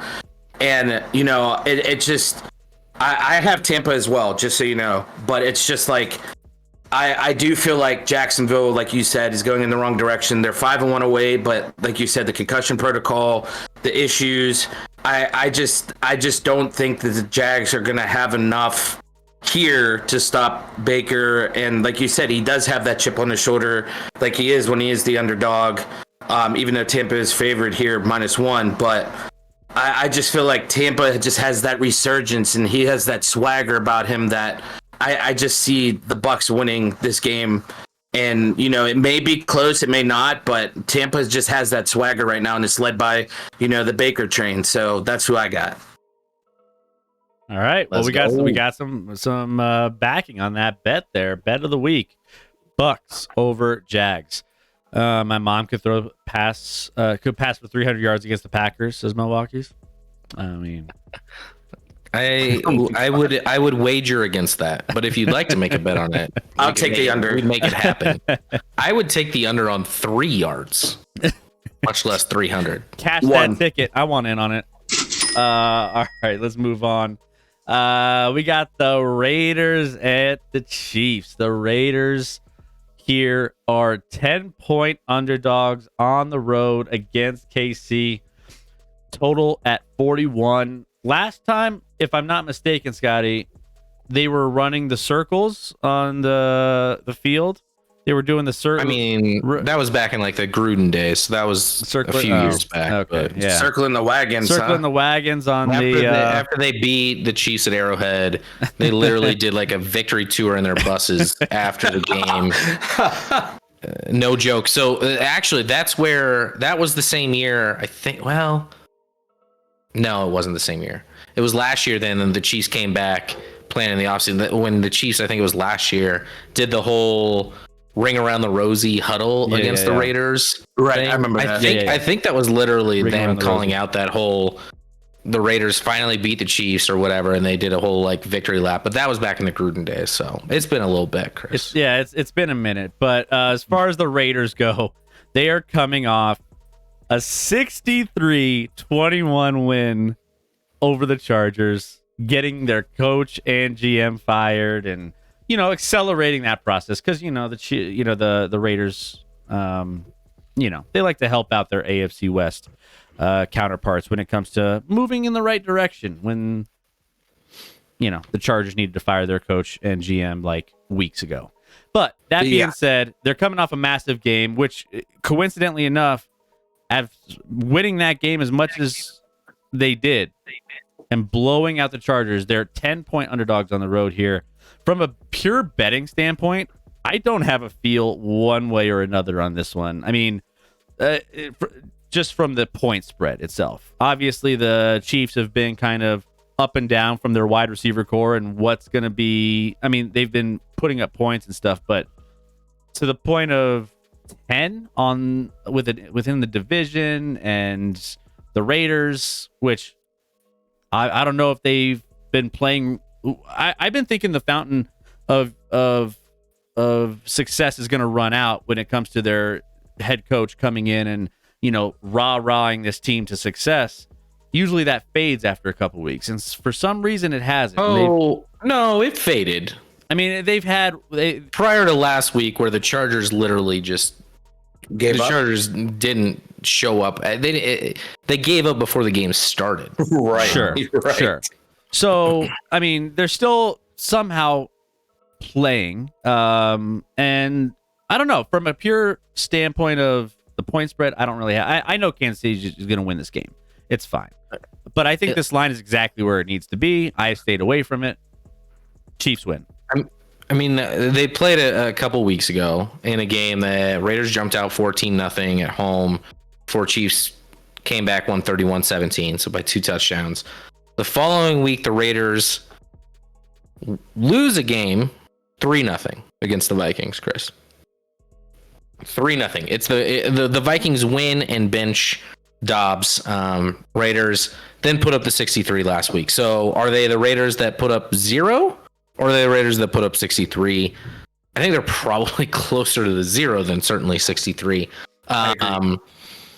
Listen, to be honest with the Chiefs, at times, like, I don't know, they're not always great. They I feel like at times they're up like 7 and get the ball back in a game, and they're like, why bother scoring? Why bother making it a 2-possession game?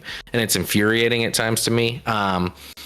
But this feels like the Chiefs, like, even after they won by 2 touchdowns a couple weeks back, there was a corner, I don't remember who it was. It's a cornerback for the Raiders being like, we know we're better than that team. We just let them off the hook or something. I'm like, oh, cool. So you just every time you play them. And the Chiefs, Chris, listen, if they have a legitimate path to the number 1 seed in the AFC still. Got Baltimore playing San Francisco. If Baltimore loses to San Fran and then loses to Miami the following week, and Miami drops 1 of their other 2 against Dallas or Buffalo, KC would have the 1 seed if they win out against, Easy Raiders, schedule. Bengals, Chargers. Easy schedule. So the avenue's still there. It's an important game. I think the Chiefs want to, flex their dominance.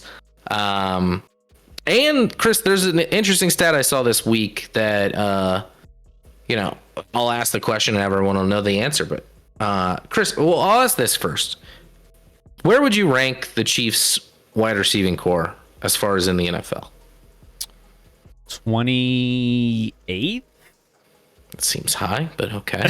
I would have gone closer to 30, 31, 32 maybe. Yeah, I was gonna say back end. I mean, Yeah, I know absolutely it's back end. bad. I mean, I have a feeling there's some bad. I mean, you got Carolina out there. You got some others. So, I mean, Okay, fair enough. All right, 28. Giants are out there. I mean, What player leads the NFL in total yards from scrimmage this year, Chris? Whether it be passing, running, receiving, combining them all. is it? What player leads the NFL? I have a hunch. Is it Patrick Mahomes? It's Patrick Mahomes, Chris. Wow. So for all the gripes and all the complaints and all the they can't get this figured out, he literally has more yards from scrimmage than any other player in the NFL this year. I'm just saying. Maybe he should be MVP. I know, no, everyone will just jump down my throat, so I won't bring that. I'm just. How dare you, Scotty, saying. come with facts? How dare you? Keep Close. Keep Close is going to be. He was like, I didn't have to battle Scotty for the 49ers conversation with the MVP thing, but here we go. Here it is. Imagine if Mahomes had receivers that could catch. Right? Be scorched earth right now. Johnny Gambles can't give 10 points in a divisional game. If you love the Chiefs, look at it a teaser. Well, it's hard to tease down at 10, you can't tease down to 4. Great. You can't tease down to 4. You can't. I mean, you'd have to do a special teaser on that one. So it's like, Yeah. at that point, it's kind of you're losing the value. But yeah, Chairman, the GM of the Chiefs is Brett Beach. That's a good first name. Well, he tries. Obviously not in the wide receiver department. Just saying. Yeah. He's he'll listen. He'll get it figured out in the offseason. Don't pay your quarterback $50 million a year. And honestly, Milwaukee's based off of some of the other deals. It's still kind of he's got a better deal situation set up than some other situations around the NFL. I think you'd be more than happy to pay Pat Mahomes $50 million a year, Milwaukee. And I would love to do that over here in Pittsburgh. Just saying. Anything you want to add to this one before we move on this matchup? Doc? Yeah, I mean, Scotty, can you do me a favor and tell the Chiefs to score more than 19 points? You know, you guys have scored 17. Yeah, 17. Yeah, 17, 17, 19, 17, 17 the last 5. I feel like this is the week you guys get everything righted with the ship offensively. You know, not saying that you guys are terrible. Obviously, you have a generational talent at quarterback. But, you know, the 27-17. What was that? Say the numbers you just said again. What have the Chiefs done in the last 5? Sorry, defensively, my bad. That's defense. Oh, My bad. okay. My Okay. bad. That makes me, I was like, No, 27, 20, 27, 31, 21. Sorry, I was looking at backwards. My bad. yeah. Okay. I was too excited talking about Mahomes. You got me all excited. I was like, I don't think that was right. Defensively, you guys are fine. You're like third in the league, overall defensive points against. So, I think the offense gets the ship righted. I think Mahomes has a big day here. I think this is a game where I would honestly take the 10. I think Mahomes comes out, like you said. I do think that, he's a little pissed off, especially after the last couple weeks, with you guys. So, I do think that you guys have a diamond in the rough at wide receiver, and I think you know who I'm talking about. That's not named Kelsey. So I do think that the Chiefs get it done here, and I do actually believe that, some people may come after me for this, but I do think the Chiefs are very close to I think they do end up with the 1 or at the very least the 2 seed. I do see Baltimore losing to San Fran, Miami kind of slipping up. So I think you guys have a very good opportunity to take the 1. If KC wins out, they're almost guaranteed the 2, unless Miami beats Baltimore and then Baltimore wins their other 2. Right. I don't see that happening. But I do think that the Raiders that we saw last week, it's the Chargers. Let's be honest. Like, that's a team where we're always like optimistic the next season. Like, hey, they got it figured out. The offense, Eckler, all those guys with Herbert and all that. And then it's like some wide receiver gets hurt and then Keenan Allen has 30 receptions a game. But I do think in this game, the Raiders are going to get I think they're going to get dominated. I think the Chiefs come out and they make a statement. And I think like this is that statement game from Mahomes and you guys get it done.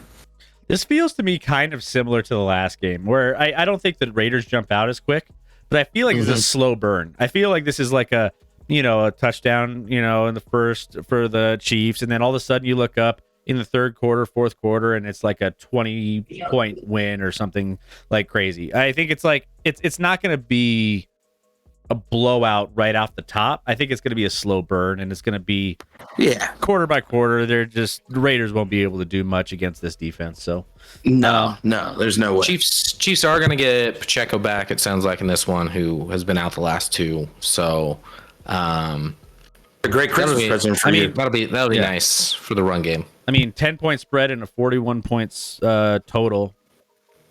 They're what are they saying right there? Like 24-14, 25-15?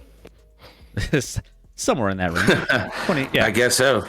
Unless you're saying like 37-6, something like that. So yeah, I'm staying away from the line though. All right, let's get to the Patriots and the Broncos here. Patriots and Broncos. Broncos obviously have to win these last 3 to give themselves a really, really good chance. And from what I've been looking at, if they win the last 3, they should have a pretty good spot that could be developing for them in the playoffs. So I did tease Denver down in this one. So obviously I just need them to win. I teased them down from 6.5 to just win the game. Patriots on the road here in Denver, trying to spoil the Broncos end of the season. The Broncos came off that last game getting blown out in Detroit. Bad spot, but I think this is more of a get right spot. And the thing for me in this game is the fact that the Broncos had some, they've been turnover machines. They're third in creating turnovers in the NFL this season, while the coming to altitude obviously is one aspect of this, but the Patriots turn over the ball a ton. Like that's their, I think, are they third or fourth in turnovers when it comes to at least interceptions, at least between Zappy and who's going to be playing in this one. And why am I blanking on the other quarterback? Zappy's a little less prone than Mac Jones, but he's still... Zappy will throw to the wrong team as well. He throws to the wrong team as well. So where the Broncos had a little bit more trouble against Goff, where he's good at home in a controlled environment, I think either whoever's playing quarterback, because I know they switch quarterbacks throughout games here. I don't know what they're doing sometimes in New England. It just lends itself to the Broncos being able to get some turnovers in this game, regardless of what you're going to get from Russ and the offense. I know that's been kind of stalling out, and it's not a sexy offense to watch. It's not going to be like putting up a ton of points. I know they've been putting up points early on in the season, and kind of they've been fine putting up points, but it's just painful to watch them do it. And this is going to be one of those games where I think the turnover battle is going to be won on the Broncos side of the football, and they should be able to win this game. But I have them teased down to a pretty much win the game. Over under set, by the way, 34.5. So not a lot of points going to be scored in this game. This has 6.5. I saw it at 7, and I'm like, that's actually a wild number for Denver to be, frankly, no offense, Chris, favored by anyone over 7 with an offense that's very limited. New England, obviously defensively, does provide some problems. I mean, they were one of the best defenses. I mean, you look back prior to this 27 they gave up against the Chiefs, they hadn't given up more than 18 in their prior 6 games. So to have Denver favored by 7 is pretty wild in a game. And you're right. I mean, these teams actually, to me, are kind of similar in how they've been playing recently outside of the turnover battle, which you're right. New England hasn't been good at all in that turnover battle, and Denver's been elite. So if that continues, then they can probably cover that spread. If this turnover battle's even, I think this game's pretty tight at the end. And Denver doesn't necessarily cover the 6.5, but obviously only one team has to play for something. You have a New England team that you don't really know coming off a loss. Now you travel on the road late in the season. It's Christmas Eve. You probably don't want to be away from your family when you're 3-11. You could have a head coach that's just on his way out and just what's the word I'm looking for? Something duck.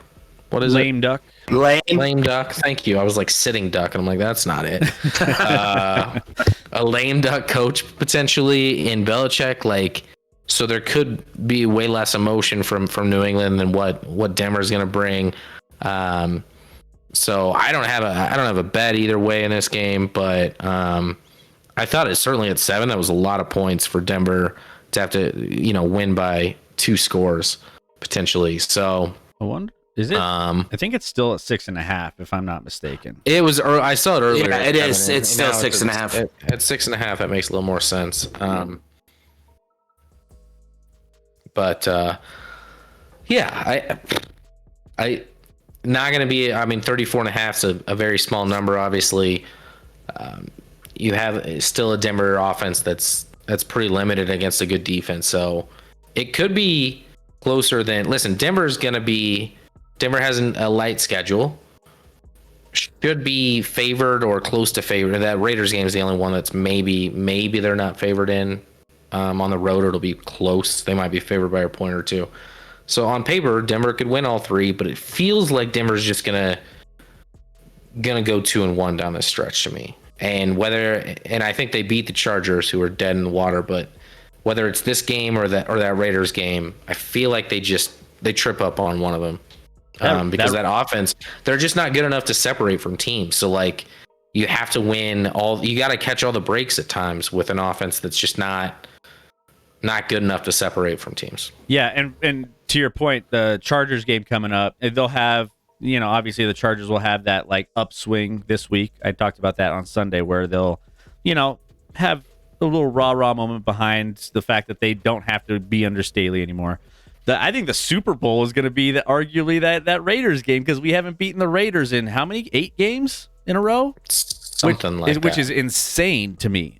Which I told you, I was like, I would rather lose to the Chiefs 17 straight times than lose to the Raiders 8, because the Raiders aren't good. At least the Chiefs are good, and you lose to that team over and over and over. It's like, all right, well, they have Patrick Mahomes, and it's like, whatever. Losing to the Raiders that many times in a row, that's going to be a Super Bowl for them. I don't know if the pressure is going to be there on them for that, or they're going to want it. But that's the game that I'm chalking up at the end of the season. It's going to be an interesting one for sure. But yeah, I got Denver winning this game. They're minus 295 on the money line, by the way. So, I mean, they should, knock on wood, win this game. Doc, what do you got? Yeah, I mean, I look at this game, and you guys have already pretty much nailed it. But Belichick's on his way out. They're 3-11. They went against my Steelers. But I do think that this is a team. You look defensively. I mean, look at all the guys that are out for New England. And they're still balling. They're still out there playing. They're still giving everything at 3-11. This is a team at one point that literally gave up 13 points in 3 games, and they lost all 3 games. So, defensively, New England always comes out with it defensively. Their offense, like you said, struggles at the quarterback position. Doesn't matter who they throw out there. The Broncos are 3-2 in their last 5. And like you said, they, both teams kind of struggle offensively. I do think the Broncos get it done. I do think 6.5 is probably where I would take it. But I do think that with this being the night game on Christmas Eve, I do think, obviously the Broncos get it done, but it's, at 34.5, is this game going to get close to that? Is this game going to be, super competitive? Yes, but I do think that the Broncos pulled out like a 21-10 game. I think that you guys eke it out, but the Patriots, it's crazy to me. You look at defensively in their last 5, they've given up 27, 18, and then 6, 7, 6, and they're 3-11. Like, I don't know at any other team that you look at that and you say, how is this team 3-11? But Denver is just obviously the better team, and they get it done. Well, and that's just a testament of how bad the quarterbacks. New England lost those games. They were giving up like 6, 7, and 6. Right, that's what I'm saying. You give up 13, you're 0-3. If you give up 13 points in 3 games and you're 0-3, it's amazing. Yeah, that's just a testament of how bad their quarterbacks have been along those stretches. Their offense has been awful. Like, everything top to bottom has just been just a nightmare for everything in that offense. And it's like, well, what can you do? Right. When your defense is doing everything, like, standing on its head, and you still can't put up 10 points in a game? I mean, you literally lose a game 6-0, blows my mind. Then you lose to the Giants 10-7, the Colts 10-6. Like it's astonishing. Yeah, I just think that the Broncos will be able to force some turnovers here in this game. Oh, yeah, and absolutely. Be able to get some good field position enough times to make it so that they're putting up at least a ton of field goals in the minimum. Remember that? What was that? A couple weeks back where it was like, oh, here's another field goal, short field, and let's just score. It was like 9 straight points in the red zone. They were in the red zone like 4 times, and they only scored like 9 points or something stupid. It was ridiculous. So the red zone's going to have to be better for the Denver Broncos, which they've been struggling at a ton. All right. So there you go. Saints and Rams we already covered. Let's go ahead and take a look at the best bets of the week, according to Scotty and myself. So, Scotty, I'll let you run this down. You have one on yours that we did not cover. I have, I believe, a couple that I'm going to touch on here in a bit. But go ahead. Roll down your best bets. Yeah, I'm just going to do what no one else wants to do, and no one else has the balls to do, Chris. This was one of my leans, by the way. I'm going to take the Chargers. Do I love it? No, but like, listen, that's a lot of points. A Chargers team that even 2 weeks ago would have probably this spread probably would have been closer to like 8, even with how the Bills have been playing. And I get, but listen, the Bills, you come off a couple huge wins against the Chiefs and Cowboys. Now you get a Chargers team that's a dumpster fire.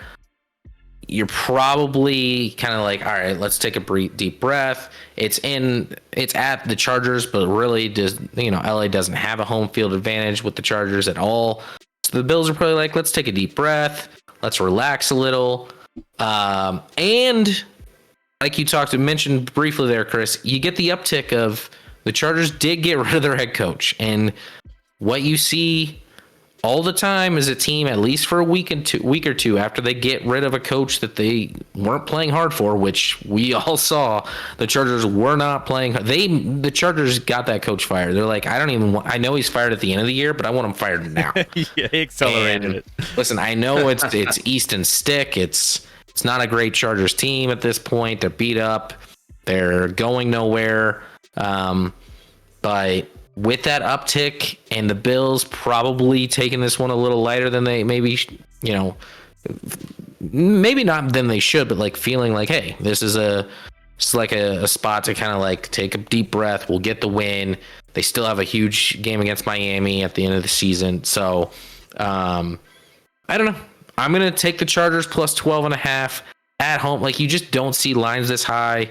I know this Chargers team is struggling, but no one's betting on the Chargers, and that's why I will, Chris. I will. You'll do what no one else will. You'll gone where no man's gone before. That's right. Yep. So I get some information from a couple different places, and one of them has simulations. They do 10,000 simulations of each game, and they get pretty spot on to Vegas numbers as far as like the over/under totals, the spreads. The simulations have this as Chargers should be only 11-point underdogs. So you're getting a full 1.5 of value there, Scotty, based off of the sims. I mean, however you want to take that. But yeah, I mean, if when I messaged you early on, I always message you a couple leans that I might move into my bets. That was one of them. That was one of my leans. So I don't hate it. On the other side here, obviously I talked about the Denver teaser that I got down to half a point. They just have to win by a point. That's it. But the other side of my teaser is the Falcons, which just shifted. I got this line early in the week when this was still Desmond Ridder, and the Falcons were getting points. Now this has swung completely the other direction. And so I got this at a very, very good price because I was able to tease Atlanta up to the 7.5, as you can see here. So I paired that with Denver. The fact that Taylor Heineke is the starter, I think he's going to be a little bit better than Desmond Ridder. Not much better, but he's going to be better. In 2.5 games, he only has 1 turnover. Colts are likely without their number 1 star, Michael Pittman, who had that gruesome hit last week. We didn't really talk much about that. That was crazy. That vicious hit that he's in concussion protocol. And so hopefully he gets better. But that's a huge loss on the other end for this offense that has been relying on him. 143 targets and 1,042 receiving yards. That's a lot of production. So Chris Lindstrom, linebacker Bud Dupree returning to practice. So Atlanta's kind of getting some reinforcements. Whether or not they're fully healthy or not, they should be able to help out a little bit there. So I'm just teasing them up. I think this might be a closer game. So I got that at 7.5 paired with Denver. And the other game I have is the Seattle game, which I've gone back and forth on this one. I was like trying to pin, the fact that Seattle is it's kind of a weird matchup, but overall I still like the fact that Seattle's going into Tennessee. Tennessee doesn't really have much to play for. Seattle does, and they're trying to, continue to keep moving on this trend here. They got that win against the Eagles. I feel like they have a little bit of momentum coming off of that. And I think that there's some Titans play. I mean, Will Levis Will Levis is questionable. It sounds like Geno's going to be back. Sounds like Geno's going to be, which is either a good or bad thing if you haven't seen that last drive by great Drew Lock. Drew Lock has been getting in the news quite a bit, but there's a lot of uncertainty with a couple other players on defense for the Titans that are out as well that are pretty big impact. So I just feel like I'm kind of split on this, but I'm going with my gut. I've been doing that also, Scotty, a little bit last couple of weeks, and it's been the ones that I have gone with my gut have been panning out. So I'm going to go with my gut on this one. I know it's a lot of money is coming in on the Titans on them just being really good at covering at home. So I'm going the other way. Seattle -2.5 in this one, and they get it done against the Titans. There you go. All right. That's the picks of the week. Doc, any picks of the week Yes, that sir. stand out to you, just whether it's this or on your own, that you're like, hey, I like this game a lot. Anything that stands out? Yeah, to me, I'm surprised you guys aren't taking the Green Bay line. I do think that they beat the Panthers by at least a touchdown. I know it's -5 for Green Bay. I would probably have Green Bay here. 5 is fine because, I think they win by at least a touchdown. But I like your guys' picks, especially Scotty having the balls to go 12.5 for the Chargers. I agree with that. I do think that, the Chargers really are just like, let's finish the season, let's get it over with. So, I agree with both of your picks, honestly, but Scotty's 12.5 for the Chargers really stood out for me. Yeah, Green Bay. Carolina is that's a weird one too, because Carolina at home, they're one of those home away splits that kind of like they play absolutely abysmal on the road, but at home their defense shows up and they keep things close. So it's like, but I mean the Packers are kind of I was yo-yoing back and forth on that game, but I couldn't quite pull the trigger on one side for that one. Right, that's understandable. I mean, you look at it. I mean, the Panthers won 9-7, on the 17th, and then they've lost 28-6, 21-18, 17-10, and obviously the Dallas game back in November was bad. But like you said, the Panthers at home, they're 2-4. They play tough at home. I just think that the Packers, regardless of the season they've had, they're 6-8, 2-5 on the road, whatever. But I just think that this is a game where, I do see Green Bay winning by a touchdown. So I would take the -5, but you're absolutely right. Carolina at home, you have a feeling that Carolina might step up here. They got nothing to play for, but they're 2-12, so they're just going out to play. So, yeah, I do agree with the Seattle -2.5. I think that's good. And then Scotty's got them San Francisco -5. So I think you guys got them right. You guys both do. Sorry, I just saw that. But yeah, I think that's fine. I think you guys have great picks this week. There it is. Well, We let's got the go then. approval. We got the stamp of approval, Scotty. We got it. We're gonna go 8-0 this week. 8. Let's go. Oh.